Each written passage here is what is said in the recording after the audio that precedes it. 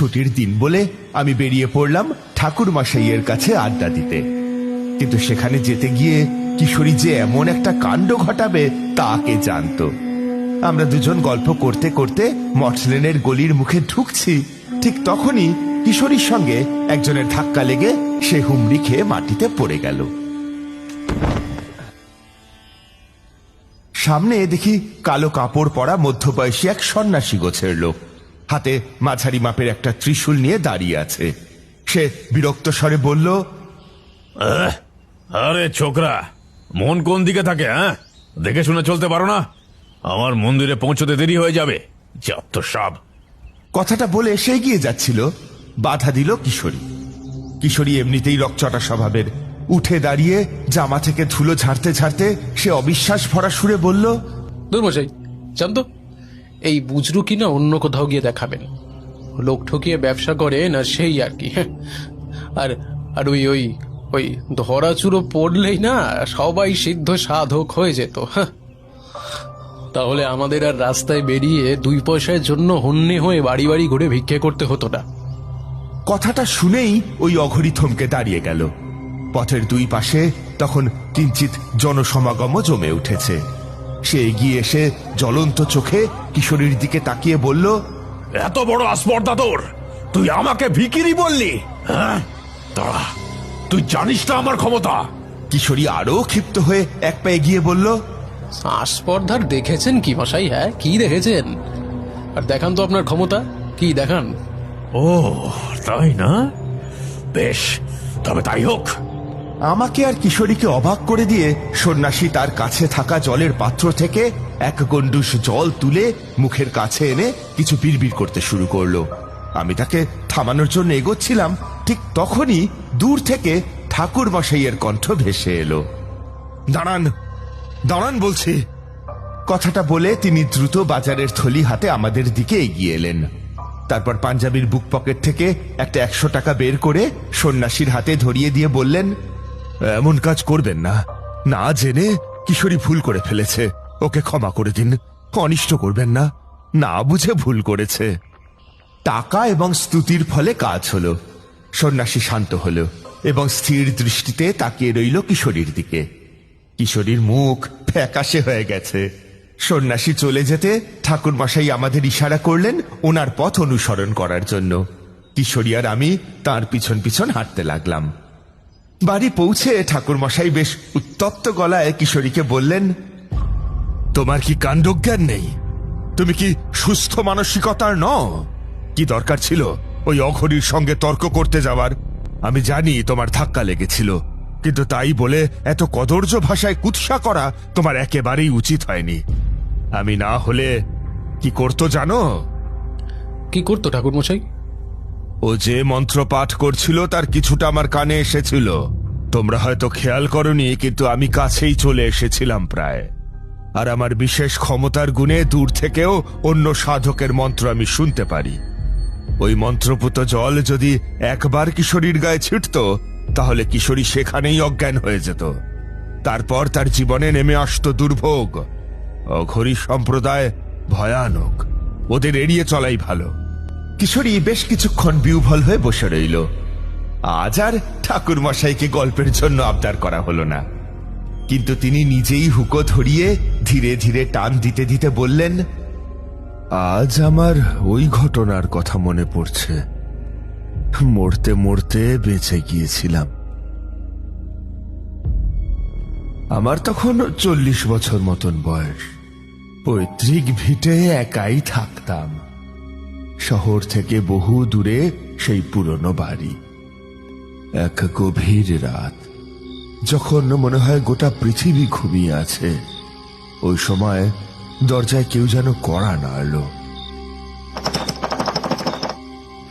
প্রথমে ভাবলাম হয়তো স্বপ্ন দেখছি, কিন্তু দ্বিতীয়বার যখন কড়াটা পড়ল তখন বুঝলাম না, সত্যি কেউ এসেছে। দরজা খুলতেই দেখলাম একজন লোক দাঁড়িয়ে। গায়ে গেরুয়া বা সাধু সন্ন্যাসীর চিরাচরিত পোশাক নেই, খালি গায়ে ছাই ভস্য মাখা এবং জটা আছে। পরনে একটা কালো রঙের ধুতি, কিন্তু তার কপালে জলজল করছে অঘরী সম্প্রদায়ের সেই লাল সিঁদুরের রেখা। চোখের দৃষ্টি দেখলে গা ছমছম করে ওঠে। তারানাথ চক্রবর্তী আপনিই তো? আগে হ্যাঁ, এত রাতে।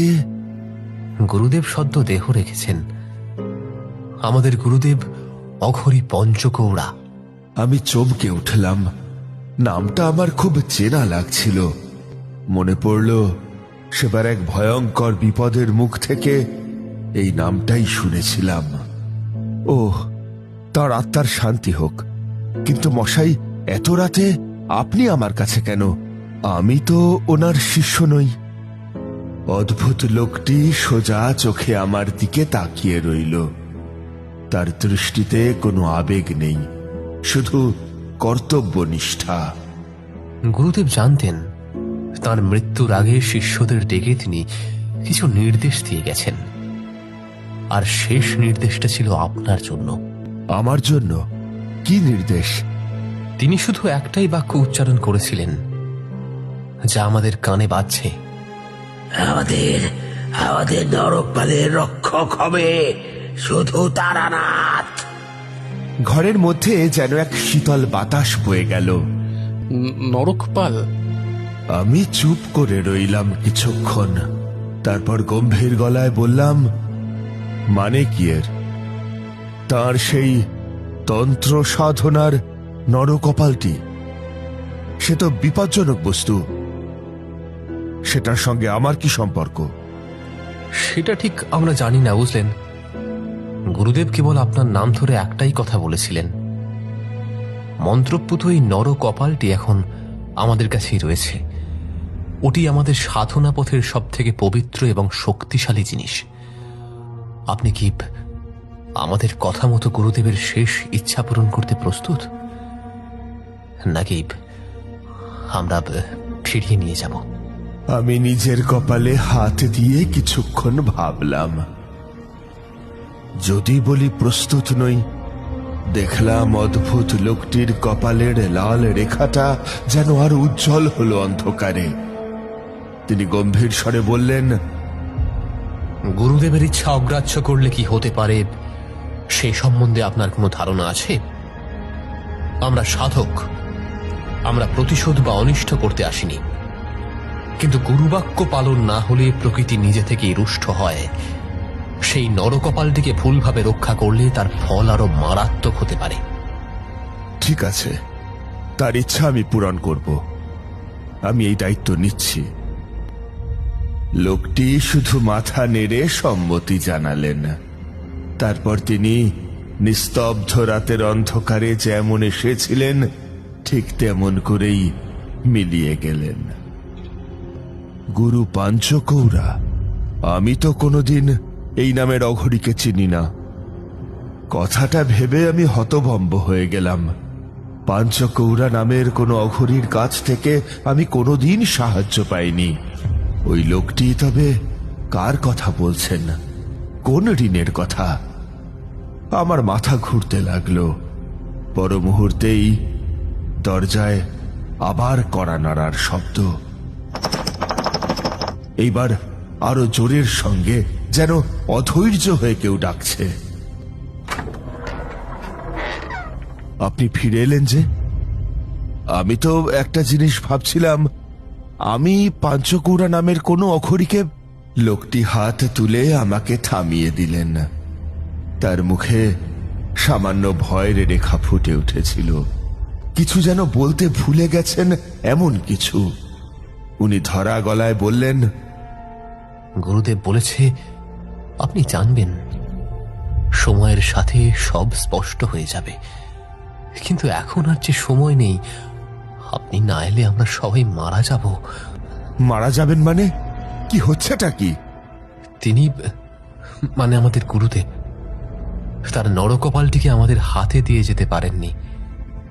শুধু এইটুকুই নির্দেশ দিয়েছিলেন যে নরকপালটি এখন এমন এক জায়গায় আছে যেখানে তার শক্তি ক্রমশ ক্ষয় হয়ে যাচ্ছে, এবং তা আমাদের আরো দুর্বল করে দিচ্ছে। দয়া করে চলুন, ভোর হওয়ার আগে এই কাজটা শেষ করতে হবে। যে কোথায় যেতে হবে?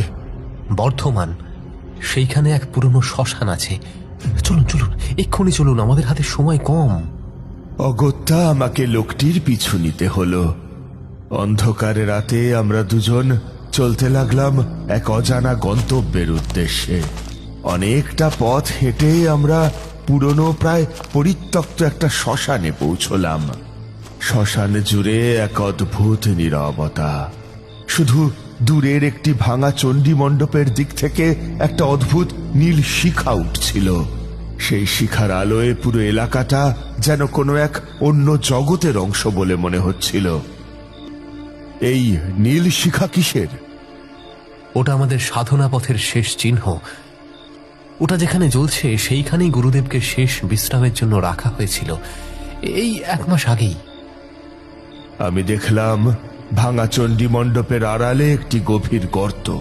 পাঞ্চকৌড়াকে সেখানে উল্টো করে 1 মাস ধরে পুঁতে রাখা হয়েছিল কোনো এক বিশেষ তান্ত্রিক প্রক্রিয়ার অংশ হিসেবে। সেই গর্তের কাছ থেকে একটি দূষিত তীব্র বাতাস বেরিয়ে আসছে, যা নাকে লাগতেই আমার গা গুলিয়ে উঠল। এত দুর্গন্ধ কেন? আর এ কি, মনে হচ্ছে ভিতরে কেউ। ঠিক সেই মুহূর্তে আমার কানে একটি ক্ষীণ, অত্যন্ত দুর্বল কিন্তু স্পষ্ট শব্দ ভেসে এলো। শব্দটি যেন সেই গর্তের গভীর থেকে উঠে আসছে। যাত্রা যাত্রা। কি কথা বলছে? ওটা কিসের শব্দ? লোকটি আমার কানের কাছে ফিসফিস করে বলল, গুরু উঠতে চান শেষ সাক্ষাতের জন্য। আপনি এসে গেছেন জেনে তাঁর অস্থিরতা আরো বেড়েছে। হ্যাঁ, তিনি দেহ রেখেছেন বটে, কিন্তু এই সাধন ভূমিতে তাঁর চেতনা এখনো আবদ্ধ রয়েছে। তিনি আপনাকে একবার শেষ দেখা দিতে চান, তাঁর নরকপালটি আপনাকে নিজের হাতে তুলে দেওয়ার জন্য। দেহ রেখেছেন অথচ উঠে আসতে চান? সে কি করে সম্ভব? অঘরীদের পথ বড়ই রহস্যময় তারানাথ। মন্ত্রের জোরে সব উঠে আসে। আপনি এগিয়ে আসুন, গুরুর কাছে যান, ভয় পাবেন না। তিনি আপনার কোনো অনিষ্ট করবেন না। তিনি শুধু তার রক্ষককে চিহ্নিত করতে চান। আমার চোখ তখন সেই নীল শিখার গর্তের দিকে স্থির। অদ্ভুত লোকটির গভীর কণ্ঠস্বরে এক অসম্ভব জোর ছিল, যা আমাকে একরকম মন্ত্রমুগ্ধ করে ঠেলে দিচ্ছিল সামনে। ভয় পেলেও এক তীব্র কৌতূহল আমাকে চেপে ধরেছিল। আমি মাটির ওপরে রাখা একটা কেরোসিনের লণ্ঠন নিলাম, সেটাকে উঁচুতে তুলে ধরলাম। তারপর সাবধানে গর্তের কিনারে ঝুঁকে ভিতরে আলো ফেললাম। ও, এটা কি? আলো পড়তেই আমার গা শিউরে উঠল। দেখলাম গর্তের ভিতরে একটি পচে যাওয়া দেহ উল্টোভাবে পড়ে আছে, কিন্তু সে দেহ সাদা, অসংখ্য পোকায় ভরা, যা দেখে মুহূর্তেই আমার বমি উঠে এলো। এর মাঝেও আমি দেখলাম ওই শরীরের সঙ্গে মাটিতে একটি লোহার শিকল ঝোলানো, আর সেই শিকল গিয়ে আটকেছে দেহের কোমরের কাছে। এ কেমন অবস্থা? এ তো কোনো স্বাভাবিক মৃতদেহ নয়। কিন্তু তার চেয়েও ভয়ানক দৃশ্য ছিল অন্যটা। পচা দেহের উপরে যেন মাথার জায়গায় শিকলে বাঁধা একটি পচা মাথার খুলি, আর সেই খুলির ভিতরের অংশে এই গভীর রাতেও আগুনের মতো লালচে আলো জ্বলছে।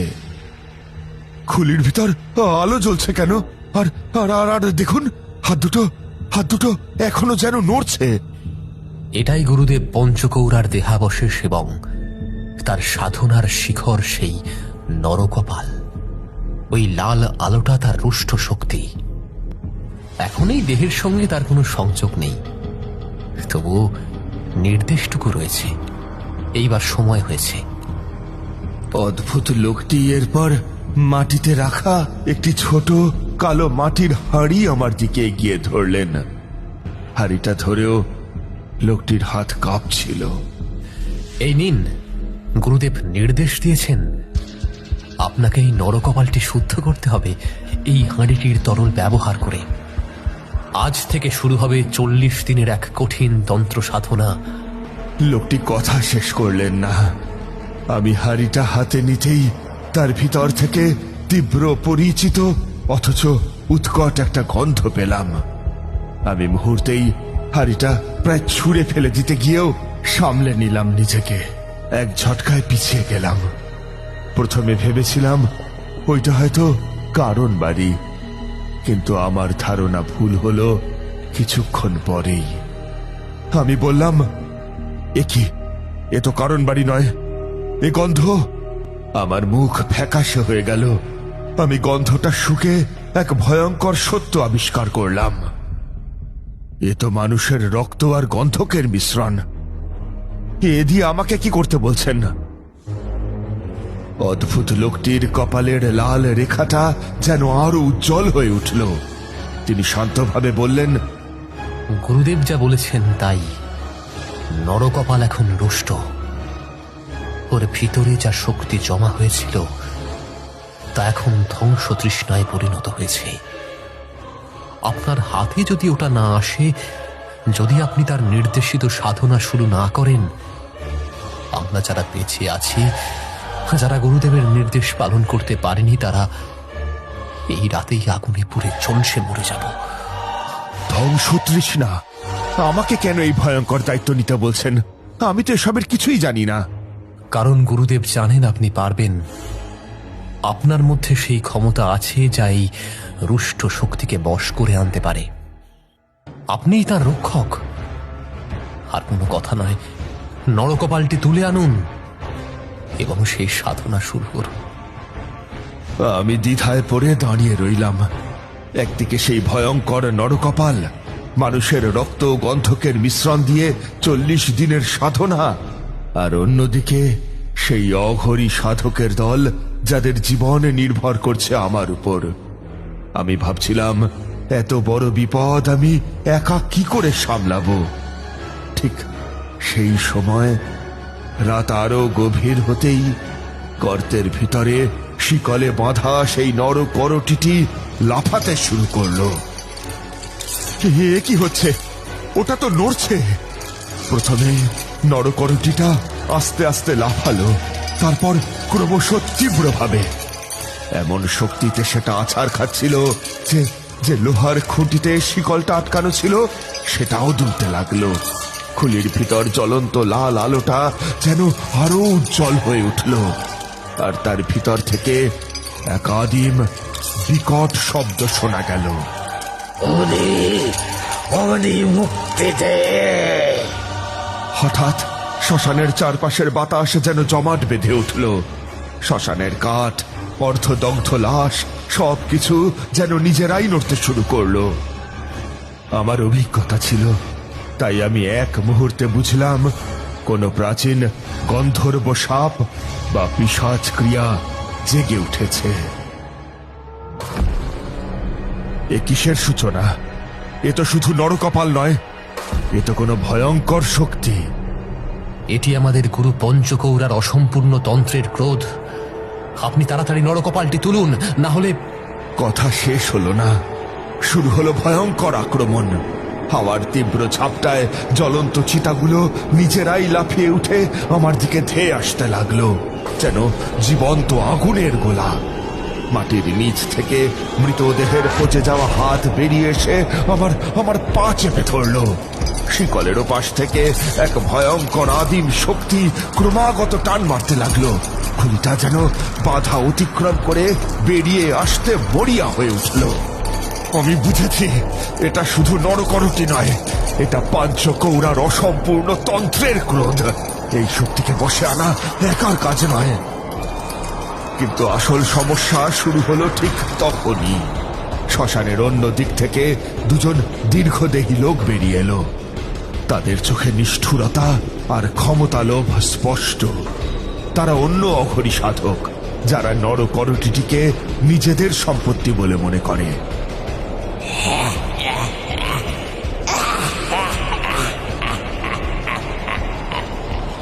তারানাথ, তুই কাকে রক্ষা করতে এসেছিস? এই নরকপাল আমাদের, তোর মতো একজন সাধারণ মানুষের উপর অঘরীর অধিকার নেই। আমরা হলাম ঝিরি মহন্ত আর কাত্তাই বাউরা। আমরা এই নরকপালের সত্যিকারের অধিকারী। এটি আমাদের গুরুর পরম্পরার সম্পত্তি। তারানাথ, নরকপাল আমাদের হাতে দে, না হলে তুই বেঁচে ফিরবি না। নরকপাল তোকে মাটির দিকে টেনে নামাবে। দুই শক্তিশালী, নিষ্ঠুর এবং ক্ষমতালোভী অঘরীর আক্রমণ আর নরকরটির উন্মত্ততা এই 40 দিনের ক্রিয়ার প্রথম রাতেই আমি বুঝলাম, এটা শুধু তন্ত্র নয়, এটা মৃত্যুর সঙ্গে জড়িত একটা ক্রিয়া। পরবর্তী দিনগুলো আরো ভয়ঙ্কর হয়ে উঠল। রাত বাড়ার সাথে সাথে নরকরটি আরো উন্মত্ত হতে লাগলো। এত শক্তি ছড়াতো যে আমার শরীর থেকেই রক্তক্ষরণ শুরু হতো। আমার জীবন শক্তি যেন ধীরে ধীরে টেনে নিচ্ছিল সেই খুলি। দিনের বেলায় ওই অঘরী দুজন, ঝিরি মহন্ত আর কাত্তাই বাউরা, আমাকে ছায়ার মতো অনুসরণ করত। আমি পূর্ব বর্ধমান জেলার শ্মশানের ধারে ওই অদ্ভুত লোকটির দেখা পেতাম শুধুমাত্র রাতের দিকে। লোকালয়ের কাছে একটা ছোট্ট কুঁড়ে ঘরে থাকতাম, কিন্তু থাকা দায় হয়ে উঠল ওই দুই অঘরী শিষ্যের উৎপাতে। ওরা আমাকে আমার কাজ থেকে বিরত করার জন্য বারংবার আক্রমণ করত। সে কিন্তু শুধু সরাসরি আক্রমণ নয়, তন্ত্রের নিম্ন শ্রেণীর অনেক ক্রিয়া করত, যার মধ্যে দিয়ে আমার জীবন দুর্বিষহ হয়ে উঠেছিল। কখনো সাপের ছোবল খেতে গিয়ে বেঁচে গেছি, তো কখনো বিছের কামড় খেতে গিয়ে বেঁচেছি। আমার নিজের নিরাপত্তার জন্য আমাকে বাড়ি ছাড়তে বাধ্য হতে হলো। সেই শ্মশানই হয়ে উঠল আমার ঠিকানা। এছাড়াও প্রত্যেক রাতে আমি স্বপ্নে দেখতাম পচে যাওয়া পাঞ্চকৌড়ার দেহটা আমাকে বলছে, মুখ্য চাই, আমাকে বাঁচাও, না হলে তোকে নিয়ে যাব। 40তম রাতে সেই চূড়ান্ত মুহূর্ত এলো। সারা শ্মশান ঝড়ের মতো কাঁপতে লাগলো, মাটি ফেটে যেতে শুরু করলো, নরকরটির বাঁধন, সেই লোহার শিকল ছিঁড়ে যেতে শুরু করলো।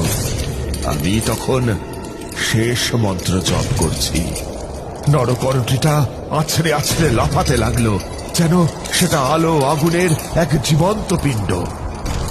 হঠাৎ সেই উন্মত্ত খুলির ভিতর থেকে পাঞ্চকৌড়ার গলা ভেসে এলো, যা এবার আরো শক্তিশালী, আরো স্পষ্ট। দে দে দে আমাকে, দে অগ্নি, শেষ অগ্নি। আমি জানতাম শেষ অগ্নি মানে আত্মা মোক্ষ। পাঞ্চকৌড়ার রুষ্ট চেতনা মুক্তি চাইছে, কিন্তু সেই মোক্ষ দিতে গেলে নিজের প্রাণ চরম ঝুঁকিতে পড়বে। নরকরটির উন্মত্ত শক্তি এখন আমার শরীর থেকে শেষ রক্তবিন্দু টেনে নিতে চাইছে। ঠিক সেই চরম মুহূর্তে ঝিরি মহন্ত আর কাত্তই বাউরা লাফিয়ে আমার কাছে চলে এলো। তাদের চোখে তখন শুধু নরকপাল ছিনিয়ে নেওয়ার উন্মাদনা। এখন খলিটা দে, আর চালাকি নয়। দে, না হলে তোকে কামড়ে কামড়ে মেরে ফেলবে এই নরকরটি। তোর রক্ত আর জীবনী শক্তি টেনে নেবে। মরবি তুই, মরবি। ঠিক তখনই একটা অদ্ভুত ঘটনা ঘটল। শ্মশানের গাছগুলো নিজেদের থেকে দুলতে শুরু করলো, যেন কোনো অদেখা মন্ত্রের প্রভাবে তারা মাথা নাড়ছে। সেই দুলুনি থেকেই এক অদ্ভুত প্রাচীন মন্ত্রধ্বনি ভেসে এলো। ওম আং হ্রিং ক্লিং চামুণ্ডায় বিচ্ছে। এ কিসের শব্দ? আমি দেখলাম নরকরটির গর্তের ভিতরকার মাটি আরো ফেটে গেল, আর মাটির নিচ থেকে বেরিয়ে এলো পাঞ্চকৌড়ার নিজের হাত। সেই পচনশীল হাতটি কম্পিতভাবে আমাকে যেন ইশারা করলো। আবার ওই একই কণ্ঠ ভেসে এলো, আগুন, শুধু আগুন। আমি চোখ বুজে একটা দীর্ঘশ্বাস নিলাম। আমার মনের দ্বিধা দূর হয়ে এবার এলো ইস্পাত কঠিন সংকল্প। আমি বুঝলাম এটাই শেষ সুযোগ, হয়তো আমার জীবনেরও শেষ মুহূর্ত। আমি মনে মনে বললাম, ঠিক আছে গুরুদেব, আপনার ঋণ আমি শোধ করব, আপনি মুক্তি পান। মুহূর্তের মধ্যে আমি এক হাতে উন্মত্ত খুলিটা চেপে ধরলাম আর অন্য হাতে কাছে পড়ে থাকা একটি আগুন ধরা কাঠ তুলে নিলাম। অগ্নি তোমার মুক্তি। পরের মুহূর্তে আমি জ্বলন্ত কাঠটি নরকরটির ভিতরকার সেই লালচে আলোর উৎসের দিকে ছুড়ে দিলাম। সঙ্গে সঙ্গে গোটা শ্মশান এক ভয়ঙ্কর তীব্র আলোয় ফেটে পড়ল। সেই আলো এত উজ্জ্বল ছিল যে চোখ ঝলসে যাচ্ছিল। ঝিরি মহন্ত ও কাত্তাই বাউরা ভয় চিৎকার করে উঠল, কিন্তু আমি রইলাম নীরব। আমার চোখ তখনও বন্ধ।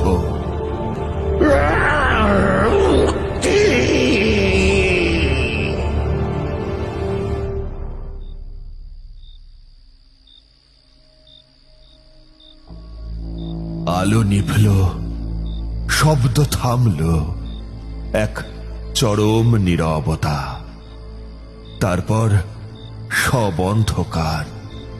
আমি জ্ঞান হারালাম। পরদিন সকালে যখন লোকালয়ের কিছু মানুষ শ্মশানে কাঠ কুড়োতে এসেছিল, তারা এক অদ্ভুত দৃশ্য দেখল। ওই দেখো, এ কি হয়েছে? এ সব যেন পুড়ে গেছে। ওই যে লোহার শিকলটা ছিঁড়ে মাটিতে পড়ে আছে, আর ওই দিকে কারা যেন। তারা দেখল যেখানে নরকরটিটি বাঁধা ছিল সেই শিকলটি ছিঁড়ে মাটিতে পড়ে আছে। পাঞ্চকৌড়াকে যে গর্তে পুঁতে রাখা হয়েছিল সেই গর্তটিও সমতল হয়ে গেছে। আর সবচেয়ে ভয়ঙ্কর দৃশ্য, শ্মশানের এক কোণে ঝিরি মহন্ত আর কাত্তাই বাউরা দুই অঘরীর দেহ ছাই হয়ে পড়ে আছে, যেন কোনো তীব্র আগুনে তারা পুড়ে গিয়েছে। জ্ঞান ফিরতে দেখি পুরনো একটি মন্দিরের পূজারী আমার সেবা করছেন। নরকপালের সেই শক্তি, সেই ক্রোধ আমার শরীর থেকে তখনও বের হচ্ছিল। আমি মরিনি, কিন্তু আমি জানতাম না সেই নরকপালের শক্তি আসলে আমারই ভিতরে প্রবেশ করেছিল। বলছেন কি ঠাকুর মশাই? হ্যাঁ কিশোরী, সেই ঘটনার পর থেকে আমি অনেক কিছু দেখতে ও জানতে শুরু করি। আর ওই কারণেই ওই অঘরী লোকটি সেদিন আমার কাছে এসেছিলেন। একদিকে যেমন তার গুরুর আত্মার মুক্তি হলো, তেমনি আমি এক অপরাজেয় শক্তি লাভ করলাম। আর শ্মশানের ঘটনাগুলো জেনেছিলাম জ্ঞান ফেরার পর মন্দিরের পূজারীর কাছে। ওরাই আমাকে ধরাধরি করে নিয়ে গিয়েছিল। আমি নাকি গোটা রাত শ্মশানেই পড়েছিলাম জ্ঞান হারিয়ে। ঠাকুরমশাই হুকোর নলটা নামিয়ে রাখলেন। তার চোখ দুটো তখনও সেই 40তম রাতের ভয়ঙ্কর স্মৃতির রেশ ধরে রেখেছে। কিশোরীর আতঙ্কিত চাহনি দেখে তিনি একটু হাসলেন। সে হাসি যেন এক গভীর রহস্যের ইঙ্গিত। কিছুদিন পর আমি সেই পূজারীর সেবা পেয়ে সুস্থ হয়ে উঠলাম এবং নিজের পৈতৃক ভিটে নিরাপদে ফিরে এলাম। তবে আমার মধ্যে তখন আগের মতো সেই শক্ত মনোবল ছিল না। আমার শরীর মন জুড়ে ক্লান্তি, ভয় আর বিস্ময়ের এক অদ্ভুত ছাপ ছিল, যে কেউ দেখে বলে দিতে পারবে আমার উপর দিয়ে একটা তীব্র ঝড় বয়ে গেছে। এরপর কি হলো ঠাকুর মশাই? তবে সব শেষে একটা লাভের লাভ যেটা হলো সেটা হলো আমি ইচ্ছে করলেই অনেক কিছু জানতে পারি, দেখতে পারি, যা সাধারণ মানুষ দেখতে পায় না। আমার ঘরের টেবিলে তখন একটা অদ্ভুত জিনিস রাখা ছিল, একটা কালো ভস্মমাখা থলি। থলিটা খুবই পুরনো, মনে হয় কোনো তন্ত্র সাধকের ব্যবহৃত। সেটা হঠাৎ করেই আমার কাছে চলে এসেছিল। আচ্ছা, ওই থলিটায় কি ছিল ঠাকুর মশাই? ওটা আপনার টেবিলে এলো নিজে থেকেই? ওটাই সেই শ্মশানের শেষ স্মৃতিচিহ্ন। পাঞ্চকৌড়ার সাধনার কিছু উপকরণ আর নরকপালটির অবশিষ্ট অংশ। এটা কাউকে ছুতে দেইনি আমি, কখনো নয়। এরপর মাঝে অনেকগুলো বছর অতিবাহিত হয়ে গেল। আমি ওই থলি একদিন গঙ্গার জলে নিরঞ্জন করে দিলাম, এই ভেবে যে যদি সেটা কোনো খারাপ মানুষের হাতে লাগে তাহলে সে অনিষ্ট করবেই করবে, কেননা ক্ষমতার লোভ বড়ই সাংঘাতিক। সংযমের দরকার হয় এইগুলোকে চালনা করতে গেলে, আর চালনা সঠিকভাবে না করতে পারলে সাধকের মৃত্যু পর্যন্ত হয়। গল্প বলা শেষ করে ঠাকুরমশাই একটা সিগারেট ধরিয়ে লম্বা টান দিলেন। বাইরে থেকে শোনা গেল ট্রামের মৃদু ঘণ্টার ধ্বনি।